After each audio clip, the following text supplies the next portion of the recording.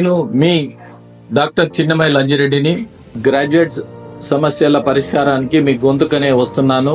మీ మద్దతు నాకు అందించి నా అభ్యర్థిత్వాన్ని బలపరిచి మొదటి ప్రాధాన్యత ఓటు వేసి గెలిపించాలని ప్రార్థిస్తున్నాను. భారత్ మాతాకి జై.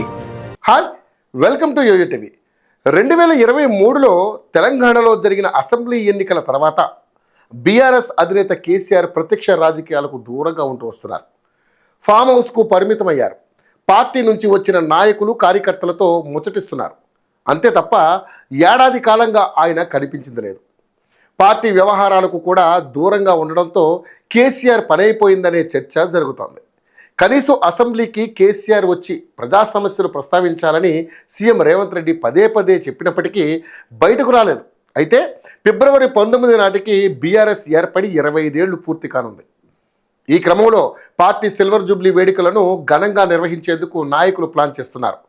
ఈ క్రమంలో అదే రోజు మాజీ సీఎం కేసీఆర్ సమావేశానికి గ్రీన్ సిగ్నల్ ఇచ్చారు. దీనికి తోడు తెలంగాణలో కాంగ్రెస్ పార్టీ ఏర్పడి ఏడాది పూర్తయింది. రేవంత్ సర్కారుకు ఏడాది సమయం ఇవ్వాలని కేసీఆర్ కూడా భావించారు. అన్నట్టుగానే ఆయన ఇచ్చిన డెడ్ లైన్ పూర్తయింది. దీంతో కేసీఆర్ రంగంలోకి దిగనున్నట్లుగా తెలుస్తోంది. రేవంత్ సర్కారు ఏడాది పాలనపై చర్చించనున్నట్లుగా తెలుస్తోంది. కేసీఆర్ ఎలాంటి నిర్ణయాలు తీసుకుంటారనేది ఇప్పుడు ఆసక్తికరంగా మారింది. దీనిపై నేతలు తలో విధంగా చర్చించుకుంటున్నారు.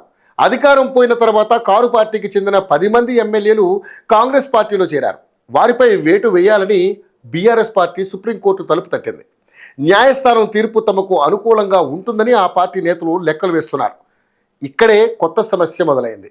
న్యాయస్థానం తీర్పు వచ్చేలోపు బీఆర్ఎస్ ఎల్పీని కాంగ్రెస్లో విలీనం చేసే అవకాశాలు ఉన్నట్టుగా మరోవైపు ప్రచారం జరుగుతోంది. ఆ విషయాన్ని కాసేపు పక్కన పెడదాం.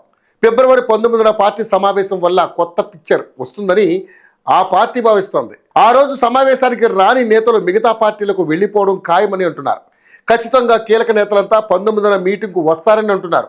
వచ్చే నేతలెవరు, రాకుండా ఉండేదెవరు తెలుసుకునేందుకు హైకమాండ్ ఈ స్కెచ్ వేసిందని అంటున్నారు. నేతల భేటీలో ఎవరికి ఏ ఏ విభాగాలను అప్పగించాలనే దానిపై ఓ క్లారిటీకి రావచ్చని బీఆర్ఎస్ వర్గాలు చెబుతున్నాయి.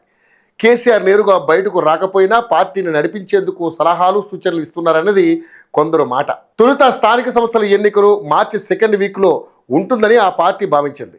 ఏప్రిల్ తర్వాత అని చెప్పడంతో సభలను సైతం వాయిదా వేయాలని భావిస్తోంది. పై అంశాలపై బుధవారం జరగనున్న పార్టీ సమావేశంలో ఓ కొలికి వచ్చే అవకాశం ఉంది.